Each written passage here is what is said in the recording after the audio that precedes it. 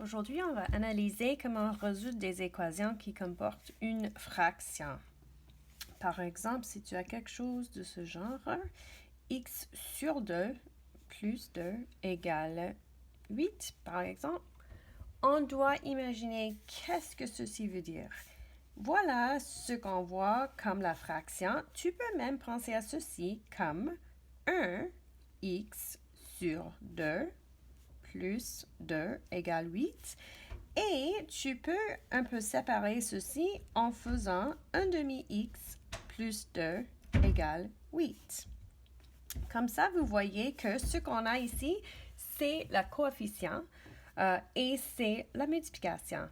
Alors, quand vous voyez ceci, en fait, ce n'est pas différent de ce qu'on a fait avant. Mais on va regarder ceci plutôt sous forme d'une division que même une fraction ou qu'une multiplication. Je veux juste que vous voyez le lien entre ces étapes ici parce que ça peut être une autre façon de modéliser, penser à ceci. On évite de faire des modèles avec des fractions parce que si on fait cela, on va diviser les parts fractionnaires et tout ça en morceaux et ça devient complexe. Alors, ce qu'on va faire, c'est résoudre juste en utilisant l'algèbre. Comme d'habitude, l'idée, c'est d'avoir x seul à un côté du signe égal. Pour faire cela, on doit commencer avec ce qui est additionné ou soustrait ici. Alors, pour enlever ceci, on soustrait de les deux côtés. On travaille verticalement comme d'habitude. Ici, on a x sur 2 qui vient ici. Là, c'est 0. Plus 2 moins 2, 0, égale 8 moins 2 et 6. À ce point-ci, on se demande ce que c'est. Ça dit x divisé par 2. Imagine cette ligne maintenant comme le mot divisé. Divisé par. Et comme ça, vous allez avoir le bon sens de quoi faire. X divisé par 2 égale 6. Pour enlever ça divisé par 2, on doit faire l'action opposée. On doit multiplier les deux côtés par 2. Une petite note ici. Imagine toujours que le 2 c'est en haut, que c'est 2 sur 1. Ceci va éviter d'avoir mal placé ceci et aussi ça va éviter de faire des fautes en pensant qu'il faut multiplier par les deux parties. Non, on a bien appris cette année que tout ceci devient 2x sur 2 parce que c'est comme multiplier ici et là. 2x, 1 fois 2 et 2. Là, ça simplifie. 2 divisé par 2 et 1. Tout ce que ça nous donne est x. Grande explication pour disant que oui, ça fonctionne très bien de multiplier les deux côtés pour enlever ce divisé par 2. Alors, finalement, ce qu'on a, c'est cette multiplication, 6 fois 2. N'oublie pas les parenthèses indiquent la multiplication.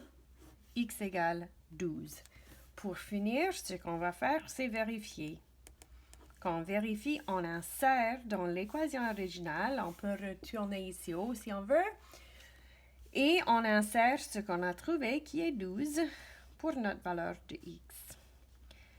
On travaille verticalement. Ceci va être égal 8. 12 sur 2, 12 divisé par 2 et 6, 6 plus 2, oui, c'est égal à 8. On a bien complété cela. On va faire un autre exemple juste pour pratiquer. Première étape, on regarde la partie additionner ou soustraire. Dans ce cas, c'est soustraire. On va additionner 1 les deux côtés. Maintenant, on a d sur moins 4 égale, n'oublie pas, ça crée un 0. Ici, 10. Ici, ce qu'on va faire, c'est maintenant regarder ce qui est en bas ici. Comme c'est moins 4, on doit multiplier les deux côtés par moins 4. Une petite note ici. Si le négatif était en haut, on veut quand même multiplier par moins 4. Je vais écrire à côté ce que je veux dire. Si notre question était comme ça, moins d sur 4, tu veux quand même multiplier par moins 4. Tu veux un peu mettre ces deux choses ensemble pour les enlever. Sinon, tu vas avoir le négatif toujours attaché avec le D. Alors, juste une petite note à côté pour vous aider. Ceci crée notre 1. 1 fois D et D. 10 fois moins 4 et moins 40. Voilà. Maintenant, on va vérifier. Quand on vérifie, on insère dans l'équation originale ce qu'on avait, qui est moins 40 pour D sur moins 4 divisé par moins 4 en haut égale plus 9 ou 9 ici. Moins 40 divisé par moins 4 égale plus 10. Moins 1, est-ce que c'est égal à 9? Je vais éviter le signe plus parce qu'on n'a pas besoin. Ici, 10 moins 1 est 9. 9 égale 9, oui. On a bien fini cela. OK, maintenant on va analyser un problème en mots qui est ceci. Un grand-père a suffisamment de chèques cadeaux pour en donner un nombre égal à chacune et à chacun de ses 4 petits-enfants. Je vais juste dessiner les 4 enfants pour nous en donner une idée. Alors, chaque enfant reçoit 5 chèques cadeaux. OK. C'est bien de visualiser ce qui se passe ici. Combien de chèques cadeaux leur grand-père avait-il? Alors, on veut savoir le total qu'il avait. Peut-être on va utiliser n comme le nombre de chèques cadeaux. Parce que ça, c'est une bonne indication de ce qu'il avait de chèques cadeaux. Et on voit ici que c'est partagé entre ces 4 petits-enfants. Quand tu vois le mot partager ou quand tu vois que c'est maintenant en plusieurs parties, ça va indiquer une division.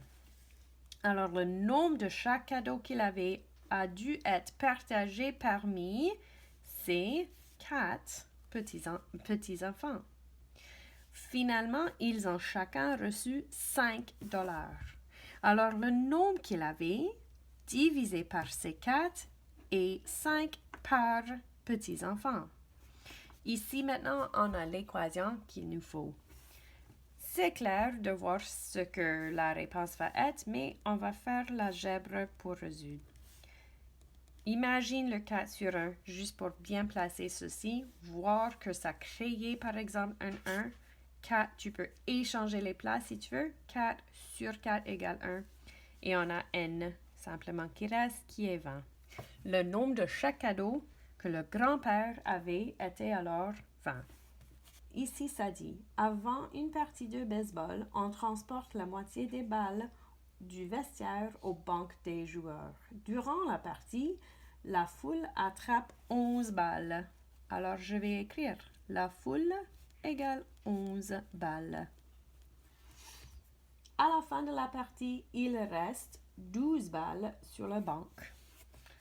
À la fin, 12 balles. D'accord. Combien de balles y avait-il dans le vestiaire? L'autre partie qu'on doit regarder, c'est cette idée qu'on transporte la moitié des balles. Alors, moitié est un mot qui indique divise par 2. N'oubliez pas les mots spéciaux qui vont nous aider.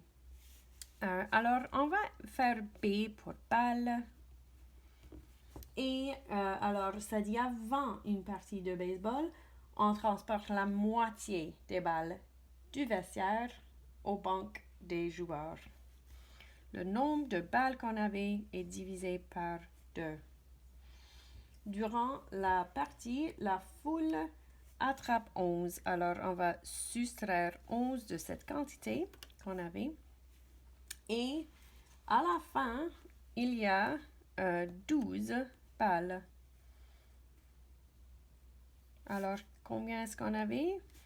Je vais additionner Comme ça, les 11 aux deux côtés, ça nous donne 23. Maintenant, je multiplie les deux côtés par 2. Et au début, qu'est-ce qu'on avait?